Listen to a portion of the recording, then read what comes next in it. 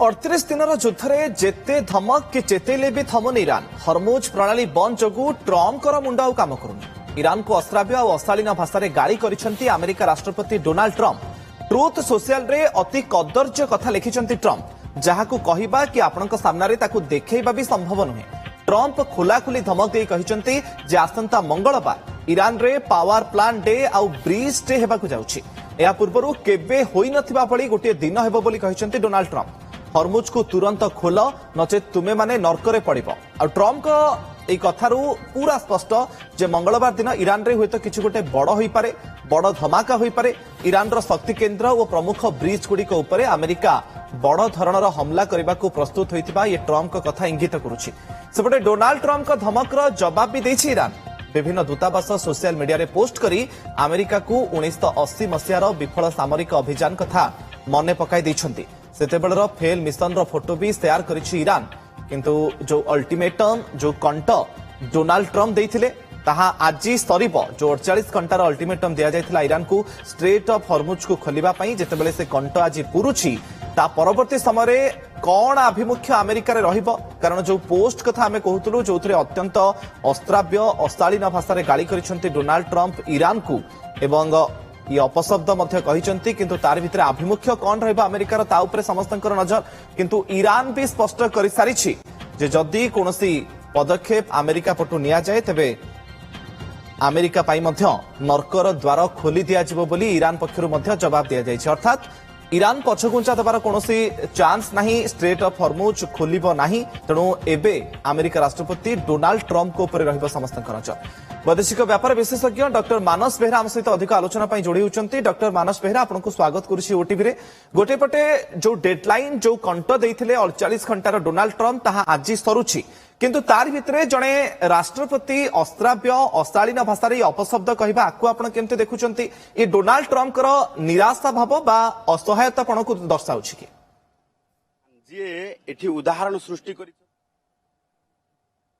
Sir कूटनैतिक इतिहास रे भलिया भाषा कोनोसी राष्ट्रपति दाटू पुणे अमेरिका भलिया राष्ट्रपति जे कहूची जे सर्वपुरातन गणतंत्र सेठी से एभली शब्द व्यवहार करूचंती एवं ता विरोध रे 3-4 जन डेमोक्रेट दलर वरिष्ठ सांसद सेमाने अति तीव्र समालोचना करिसेंती। सेमाने कहिसेंती जे डोनाल्ड ट्रम्प मानसिक संतुलन हरई सारिसेंती एवं राष्ट्रपति जो पदमर्यादा अमेरिकार ये से पदमर्यादा को पूरा भुलुंठित करिसेंती। कदर्य भाषा रे गाड़ी गुलो जो भली करिसेंती ट्रुथ सोशल ले ये करबा पछरे कारण कोन? आमे जे आजि दिन रे विश्लेषण करबा युद्ध को एटा गोटे प्राक प्रस्तुति थिला ग्राउंड अटैक पई जो F-15 को ईरान मारी की खसै दला एवं से जो पायलट जनक पहाड़ भितर थिले बीकन कनेक्टर ने सीआईए सबु मिसिकी 3-4टी बा अधिक उड़ा जहाज एवं हेलिकॉप्टर को व्यवहार करथिले। सेतरे 48 घंटा भितर 4टी अति व्ययबहुल मूल्यवान अति एडवांस युद्ध जहाज एवं हेलिकॉप्टर ध्वंस हला। तेणु ये जो एक्सपेरिमेंट ईरान ऊपर करूथला अमेरिका जे ग्राउंड अटैक हेई परियो के नाही सेतरे शिक्षा लाभ कला। सेइतरे से रागी की फ्रस्ट्रेटेड हेई की डोनाल्ड ट्रम्प एभले को 48 घंटार महल तो देले एवं खराब भाषा रे कहले 48 आपण त टाइम लाइन देखु मार्च 21 तारिख दिन कहले 48 घंटा समय देली हरमुज प्रणाली खोलो नले ध्वंस कर देबी। पुणी मार्च 23 तारिख रे कहले 5 दिन माने 28 तारिख पर्यंत समय देली हरमुज प्रणाली खोलो नले ध्वंस कर देबी। पुणी मार्च 28 रे कहले 10 दिन एप्रिल 6 पर्यंत मु समय दउची ता भीतर जदी करियो करो नले मु पूरा ध्वंस कर देबी। पुणी 2 दिन आगु बड़ कथा जे 37-38 दिन युद्ध भितर डोनाल्ड ट्रम्प कोन एक कथा जानि पारुनांती जे तांकर कोनोसी धमकु ईरान डरुनी जे जहां भी हे जाऊ स्ट्रेट ऑफ हरमुज को ईरान खोलिबोनी। जदी जानुछंती काहे कि बारंबार एम्ति बाचाळामी करूछंती डोनाल्ड ट्रम्प ये जो भली विचलित हेबा भली स्टेटमेंट गुडी को दउछंती ये तांकर हताशा भाव को देखौची। कारण आपण देखंतु जो भली भाव रे व्ययबहुल युद्ध हेईची ये गोटे युद्धखोर लोक ट्रम्प नेतान्याहू मध्य युद्धखोर लोक साम्राज्यवादी युद्ध लड़ुचंती सेमाने किंतु तांको ऊपर प्रेशर अछि युद्ध को आगु को नहीं पारिबे नहीं एवं शार्प डिविजन अछि अमेरिकार राष्ट्रपति प्रशासन सांगरे मिलिटरी सांगरे मत पार्थक्य अछि जो रैंडी जॉर्ज को बाहर करागला अन्य सीनियर मिलिटरी अफसर को बाहर करागला। এইଭଳିଆ ପରିସ୍ଥିତି ଆମେରିକା କେବେ ଆଗରୁ ଯୁଦ୍ଧ ଭିତରେ ଫେସ୍ କରିନଥିଲା ଏବଂ ଗତ 20 ବର୍ଷ ଭିତରେ ପ୍ରଥମ ଥର ପାଇଁ F-15 ପାଇଲଟ ଜେଟ୍ କୁ ଇରାନ ଧ୍ୱଂସ କଲା ଦାଟୁ ଇରାନ ଭଳିଆ ରାଷ୍ଟ୍ର ଯାହାର ଏୟାର ଡିଫେନ୍ସ ନାହିଁ ବୋଲି ସେ କହିଲେ।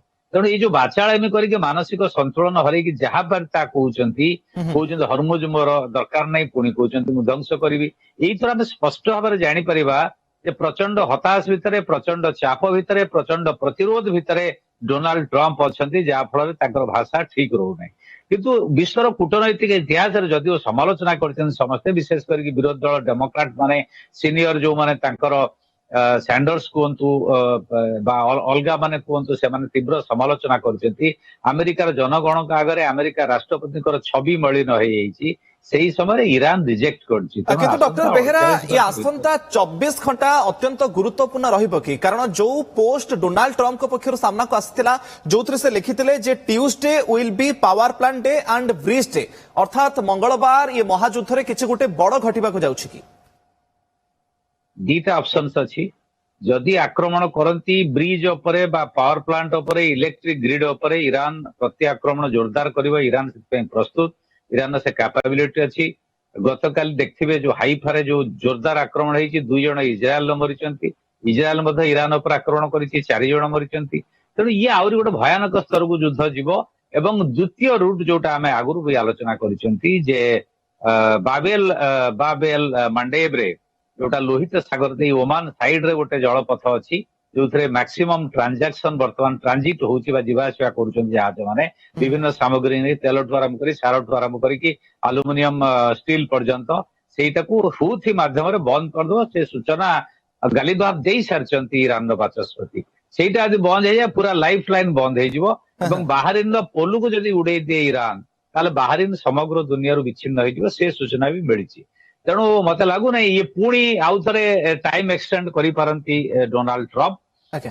କାରଣ ଇଏ ଇସ୍ରାଏଲ ମଧ୍ୟ ପ୍ରଚଣ୍ଡ ପ୍ରେସର ଅଛି। ଯୋଉ ଧରଣର ଆକ୍ରମଣ ଇରାନ କରୁଛି ବିଗତ 48 ଘଣ୍ଟା ଭିତରେ ଅଭୂତପୂର୍ବ କ୍ଷତି ହେଇଛି ଇସ୍ରାଏଲର। ତେଣୁ ଇଏ ନିର୍ଣ୍ଣାୟକ ଆସନ୍ତା 24 ଘଣ୍ଟା ହବ କିନ୍ତୁ 24 ଘଣ୍ଟାର ଯୁଦ୍ଧ ସରୁନାହିଁ ଯଦିଓ ମଧ୍ୟସ୍ଥି ମାନେ ଜୋରଦାର ଆଲୋଚନା କରୁଛନ୍ତି ଏବଂ ୱିଟକଫ ଏବଂ ଆଗ୍ରାଚି ତାଙ୍କର ବୈଦେଶିକ ମନ୍ତ୍ରୀ ଯେ ଇରାନର ତାଙ୍କ ସହିତ ଟେକ୍ସଟ ମେସେଜ ଚାଲିଛି ମାନେ କଥାବାର୍ତ୍ତା ହଉଛି ଫୋନରେ ମେସେଜ ମାଧ୍ୟମରେ। ତେଣୁ ଇଏ ଗୋଟେ ନିର୍ଣ୍ଣାୟକ ମୂଳରେ ପହଞ୍ଚି ପାରିବ ନାହିଁ। ଇଏ ପ୍ରେସର ପ୍ରାକ୍ଟିସ ଡୋନାଲ୍ଡ ଟ୍ରମ୍ପଙ୍କର ଗ୍ରାଉଣ୍ଡ ଆଟାକ ପାଇଁ ଯୋଉ ଏକ୍ସପେରିମେଣ୍ଟ କରୁଥିଲେ ଫେଲ କରିଗଲା ସେ ଦୁଃସାହସ ସେ କରିବେ ନାହିଁ।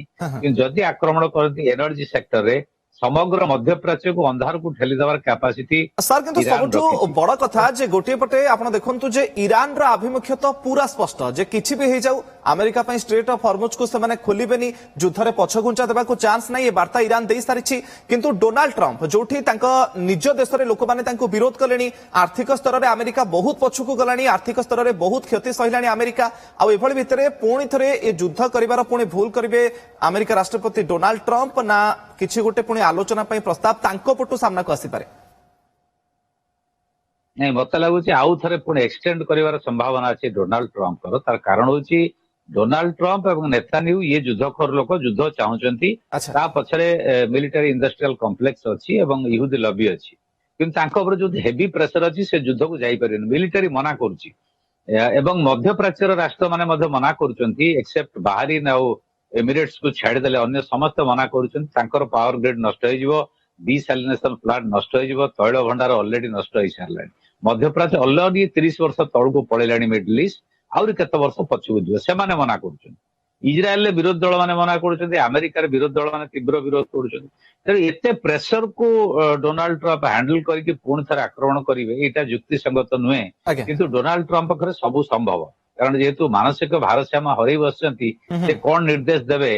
ତେଣୁ ଆଜି ସନ୍ଧ୍ୟା ସୁଦ୍ଧା ମତେ ଲାଗୁଛି ଆଉ ଗୋଟେ ଟାଇମ ଲାଇନ ଆମେ ଯଦି ତାଙ୍କର କ୍ରୋନୋଲୋଜି ଦେଖିବା ମାର୍ଚ୍ଚ 21 ଆଜି ପର୍ଯ୍ୟନ୍ତ ପୁଣି ଟାଇମ ଲାଇନ ଏକ୍ସଟେଣ୍ଡ କରିଦେଇ ପାରନ୍ତି। ସାର୍ ଗୋଟେ ବଡ କଥା ଯେ ଆମେରିକାର ଷ୍ଟେଲ୍ଥ ଅହଙ୍କାର ଭାଙ୍ଗିବା ପରେ ଡୋନାଲ୍ଡ ଟ୍ରମ୍ପଙ୍କର ଟେନସନ ବର୍ତ୍ତମାନ ସମୟରେ ଦ୍ୱିଗୁଣିତ ହୋଇଯାଉଛି। ଆଉ ତାର ଭିତରେ ଯେତେବେଳେ କଣ୍ଟ ଦେଇଛନ୍ତି ଆଜି କଣ୍ଟ ସରିବ ତା ପରବର୍ତ୍ତୀ ସମୟରେ ଯୁଦ୍ଧ ଆଗକୁ କେତେ ଭୟଙ୍କର ହୋଇପାରେ। ସବୁଠୁ ବଡ କଥା ଯେ ଯୋଉ ସାମରିକ ଶକ୍ତି ବା ଶକ୍ତି କ୍ଷେତ୍ର ଉପରେ ଆକ୍ରମଣକୁ ଜୋରଦାର କରିବ କି ନା ସ୍ଥଳ ସେନାକୁ ଆମେରିକା ଇରାନରେ ଓହ୍ଲାଇବ ଏ ସମ୍ଭାବନାକୁ ଆପଣ ଦେଖୁଛନ୍ତି କି? ନାଇଁ ସ୍ଥଳ ସେନାର ପସିବିଲିଟି ବହୁତ କମି ଯାଇଛି କାରଣ ଏମାନେ ଯୋଉ ସ୍ଥଳ ସେନାର ଗୋଟେ ପ୍ରାକ୍ ପ୍ରସ୍ତୁତି କରୁଥିଲେ ଚାରିଟା ତାର ଚାଲିଗଲା ମାନେ ଦିଟା ଜେଟ୍ ପ୍ଲେନ୍ ଆଉ ଦିଟା ବଡ ମୂଲ୍ୟବାନ ହେଲିକପ୍ଟର ଇଏ ଏକ୍ସପେରିମେଣ୍ଟ କରିଥିଲେ ପାହାଡିଆ ଅଞ୍ଚଳରେ A-10 ହେଲିକପ୍ଟର ଦେଇକି ଯୋଉ ଫାୟରିଂ କରିବେ ଆଜ୍ଞା। ଏୟାର ଡିଫେନ୍ସ ସିଷ୍ଟମ ତାକୁ ଇରାନ ଧରି ପାରୁଛି କି ନାହିଁ। ତ ଚାରିଟାକୁ ମାରିଦେଲା ପରେ ଅଭୂତପୂର୍ବ କ୍ଷତି ହେଲା। ସେଇଥିପାଇଁ ଔଷଧ ବିକଳରେ ତାଟିଆ କାମୁଡୁଛନ୍ତି ଡୋନାଲ୍ଡ ଟ୍ରମ୍ପ। ତେଣୁ ଆଜ୍ଞା। ଯୁଦ୍ଧର ଯୁକ୍ତି ଅନୁସାରେ ବା ମିଲିଟାରୀ ଷ୍ଟ୍ରାଟେଜି ଅନୁସାରେ ଗ୍ରାଉଣ୍ଡ ଆଟାକ୍ ର ପସିବିଲିଟି କମ ଅଛି Okay. ବା ଆମେରିକା ପାଇଁ ଆତ୍ମଘାତୀ ଓକେ ହବ। ସାର୍, ଯଦି ଲାଷ୍ଟ ବି ରିଆକ୍ସନ ମୁଁ ଆପଣଙ୍କୁ ଜାଣିବା ପାଇଁ ଭାବ ଚାହିଁବି ଯେ ଷ୍ଟ୍ରେଟ୍ ଅଫ୍ ହର୍ମୁଜ ଏ ଯୁଦ୍ଧକୁ ଆଗକୁ କେମିତି ଡିସାଇଡ୍ କରିବ ଏବଂ ଏ ତେଲର ଖେଳ ଆଗକୁ କେତେ ଭୟଙ୍କର ହୋଇପାରେ? ସମଗ୍ର ଯୁଦ୍ଧର ଖେଳ ହଉଛି ତେଲ। ଇରାନର ମୂଲ୍ୟବାନ ତୈଳ ସମ୍ପଦକୁ ନିୟନ୍ତ୍ରଣ ନେବାକୁ ଚାହୁଁଛନ୍ତି, ଏଇଟା ହେଲା ପ୍ରମୁଖ କାରଣ, ଯଦି ଅନ୍ୟାନ୍ୟ କାରଣ ବି ଅଛି। ଆଉ ଯୋଉଟା ହର୍ମୁଜ ପ୍ରଣାଳୀ ଇଏ ବର୍ତ୍ତମାନ ଡୋନାଲ୍ଡ ଟ୍ରମ୍ପଙ୍କ ତଣ୍ଟିରେ କଣ୍ଟା ହେଇକି ମାଛ କଣ୍ଟା ହେଇକି ପଶିଛି, ବାହାରି ପାରୁନାହିଁ, ଭିତରକୁ ଯାଇପାରୁନାହିଁ। ସେଇଥିରୁ ମୁକ୍ତ ପାଇଁ କେତେବେଳେ କହୁଛନ୍ତି ମୋର ଦରକାର ନାହିଁ, ମୁଁ ତ ତାକୁ ବ୍ୟବହାର କରୁନାହିଁ, ଆଜ୍ଞା। କେତେବେଳେ କହୁଛନ୍ତି ମୋର ଦରକାର। ତେଣୁ ଆମେ ଯଦି ଟୋଟାଲ ବିଶ୍ଳେଷଣ କରିବା ହର୍ମୁଜ ପ୍ରଣାଳୀ ଡିସାଇଡିଂ ଫ୍ୟାକ୍ଟର ହବ ଏବଂ ଇରାନ ଗୋଟେ ଏକ୍ଜାକ୍ଟଲି, ସୁବିଧାଜନକ କିନ୍ତୁ ସ୍ଥିତିରେ ତାରି ଭିତରେ ବର୍ତ୍ତମାନ ସୁଦ୍ଧା ଏ ଅଛି। ଯୋଉ ଅଲ୍ଟିମେଟମ ଦେଇଥିଲେ ଡୋନାଲ୍ଡ ଟ୍ରମ୍ପ ତାହା ଆଜି ସରୁଛି। ତେଣୁକରି ଆଗକୁ କଣ ରହିବ ଆମେରିକାର ଆଭିମୁଖ୍ୟ, ଡୋନାଲ୍ଡ ଟ୍ରମ୍ପଙ୍କର ପଦକ୍ଷେପ, ଏବେ ତା ଉପରେ ରହିବ ପୁରା ବିଶ୍ୱର ନଜର। ବହୁତ ବହୁତ ଧନ୍ୟବାଦ ଡକ୍ଟର ମାନସ ବେହେରା ଆପଣଙ୍କର ଆଲୋଚନା ପାଇଁ। Exchange your old AC and take home a new power-saving AC. Save up to rupees 10,000. Patro Electronics, Odisha's largest AC seller.